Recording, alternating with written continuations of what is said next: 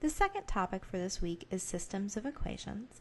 And I'll be very honest, the concepts here are straightforward. The lecture will be relatively short. Systems of equations are honestly the type of thing that it's best to learn by simply practicing a lot. And so we'll do some practice in class. You'll have some practice on the quiz, but I strongly encourage you to take advantage of the practice problems this week regarding systems of equations. So formally, a system of equation is any group of equations that is simultaneously true, which allows you to combine the equations together and then solve for multiple variables. There are many different types of systems of equations.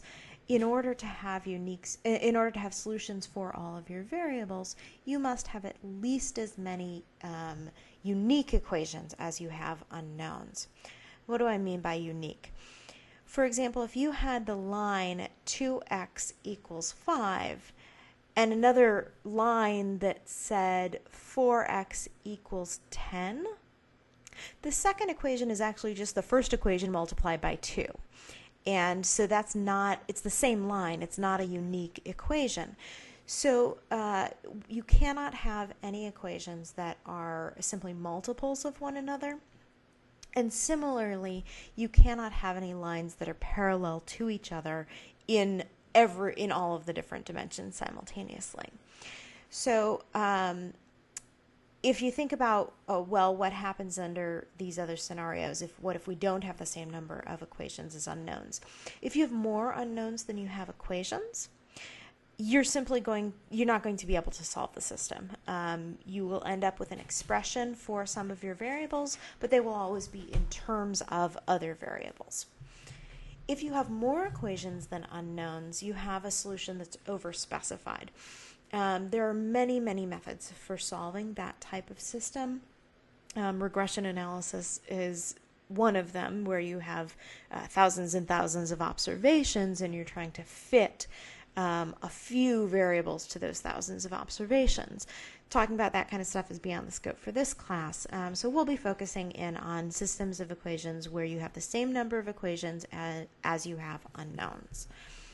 There are really two different methods for combining equations in a system together. The first is combination through addition, and the basic concept is that if you add the two left-hand sides of the equation to the two right-hand sides of the equation, basically because the two sides of any equation are equal to one another, it's like you've added 5 to both sides of the equation. You're allowed to do that algebraically.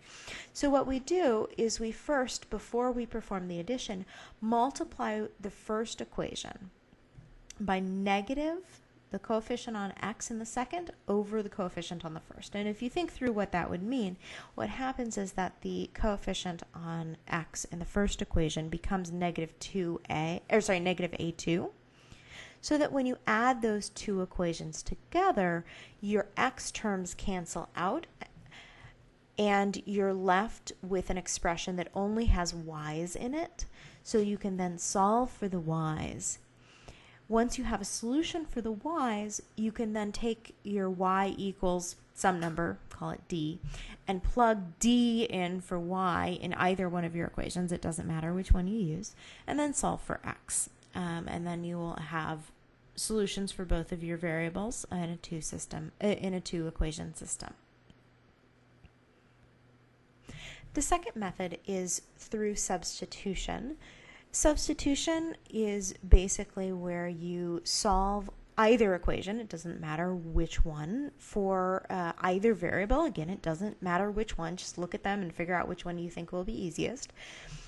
Once you've solved, you get an expression that says, say, x equals something in terms of a1, b1, y, and c1. You would then take that x and plug it into the other equation in place of the x. Next, you would have then that second equation just in terms of y. You would solve for the y. You would get some expression, y equals a constant d. And you'd go back and you'd plug in that value into either of the original equations and solve for the other variable, say x in this case. So let's do some examples. So here we have a system of equations, and I'm going to go ahead and solve it using both the addition and the substitution method. So to start off with, I'm going to look at these two equations, and I'm going to say, well, if I multiplied this second equation by 8, then these first two terms would cancel out. So I'll write the first equation completely unchanged, and then I will write the second equation having multiplied every term in the equation by 8. And here I'm just going to write 19 times 8. And we'll come back to that in a minute. So what I'm going to do now is add these two equations together. So my 8x minus 8x is equal to 0. I have 56y minus 3y. So that would be 53y is equal to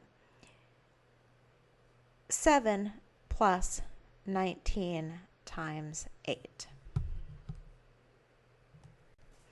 And if you go ahead and do the multiplication out, you get that 53y is equal to 159. And then you divide both sides by 53. You get that y is equal to 3.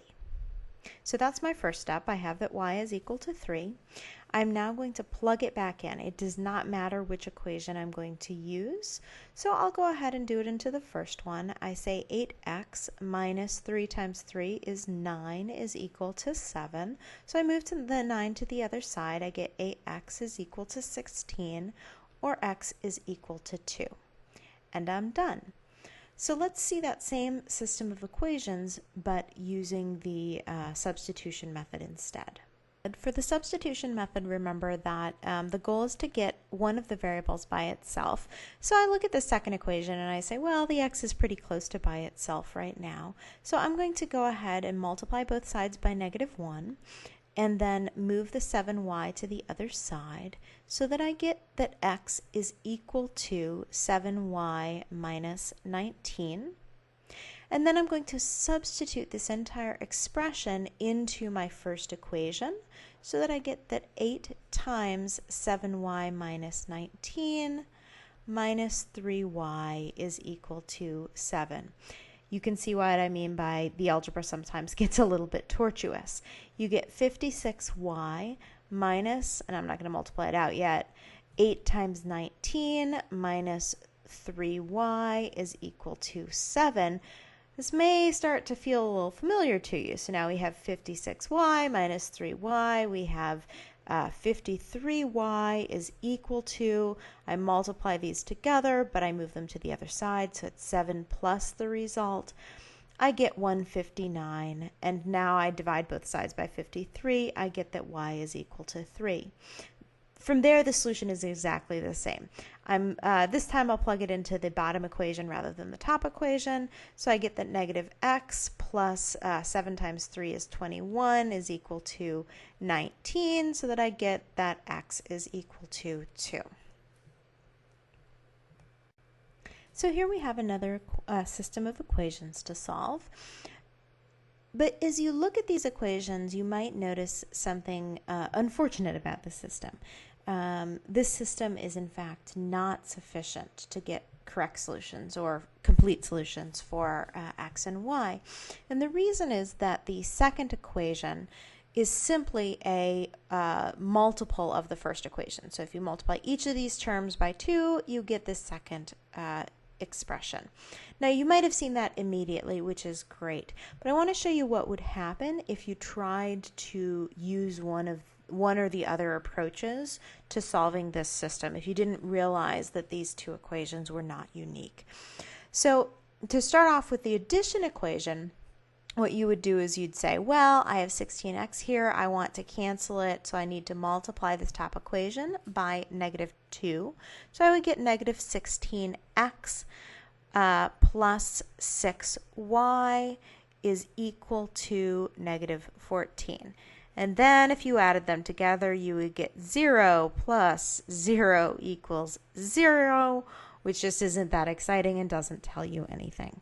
If you tried to do this by substitution, it would just take you a little bit longer to get to the same conclusion. So if you said, well, let's try and get x by itself, we would get that x is equal to 1/8 times 7 plus 3y.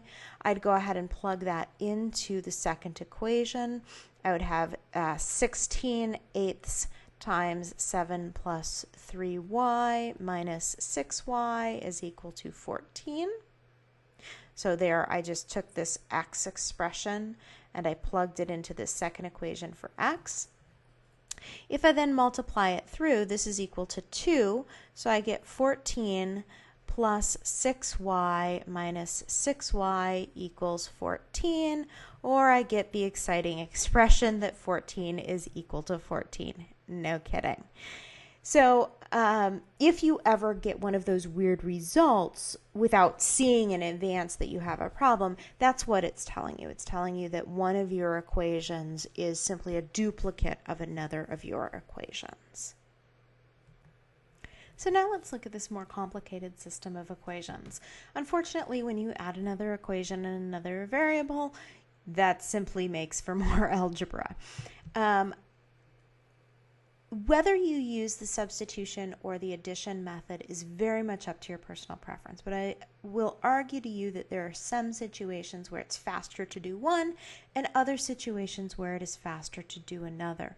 So for example, I look at the first and the third equations here and I realize that if I add them together, the y's and the z's will cancel out.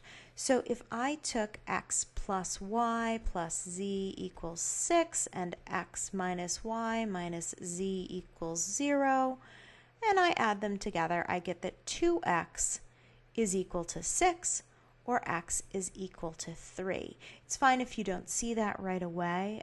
This is one of those things that comes with practice. But if you do see something like that, definitely take advantage of it. So now I'm going to rewrite these equations in terms of just y and z.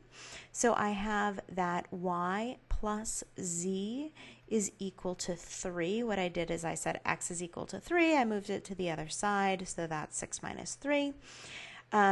3x is equal to 9, and so that's going to cancel out the 9 over here. So what that tells me is that negative 2y plus 4z is equal to 0.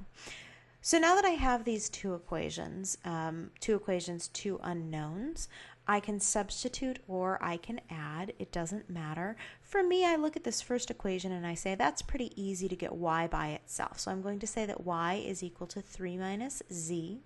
And then I'm going to substitute 3 minus z in for the y here. So I get negative 2 times 3 minus z plus 4z is equal to 0. Negative 6 plus 2z plus 4z is equal to 0.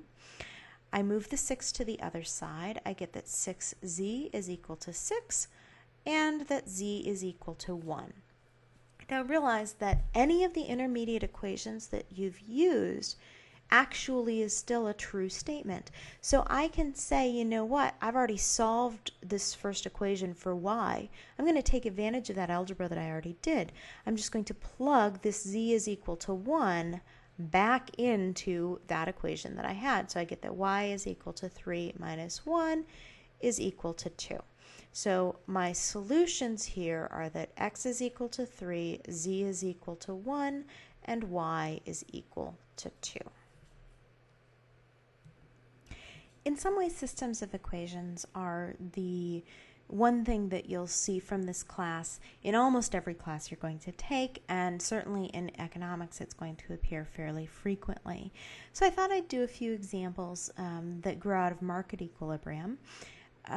You very often will see an equation. This first equation here is for the demand curve. So this is the price on the demand curve is equal to a constant 400 minus 2 times the quantity demanded. And on the supply curve, the price is equal to 100 plus the quantity that's supplied. Now you might look at these two equations and say, oh no, I have two equations but four unknowns. And this is where you add basically two equations to this system, and we almost never write them out because it's a little silly to write them out. If we have market equilibrium, it means that the price demanded is equal to the price supplied, and that the quantity demanded is equal to the quantity supplied. So if what you're solving for is the market equilibrium, usually what people will do is just write that in terms of the price and the quantity, and you can then rewrite your demand equation as price equals 400 minus 2 times quantity, and your supply equation is equal to price equals 100 plus quantity. Notice that these equations, these are not the equations for the line, these are the system of equations is the system describing the market equilibrium. Another way of saying that is that's just the intersection of this demand curve with the supply curve. Even better, when you get these equations, they're almost always solved for the price or the quantity, usually the price. And so what you can do is you can just set them equal to one another. So you get 400 minus 2q is equal to 100 plus q. I move the 100 to the other side, I get 300. I move the 2q to the other side, I get 3q, and I solve and I get that the quantity demanded in this market equilibrium is 100, and then I can plug that 100 back in. I'll use the second equation and notice that the price is equal to 100 plus 100 or 200, and so my solution is that price equals 200 and quantity equals 100.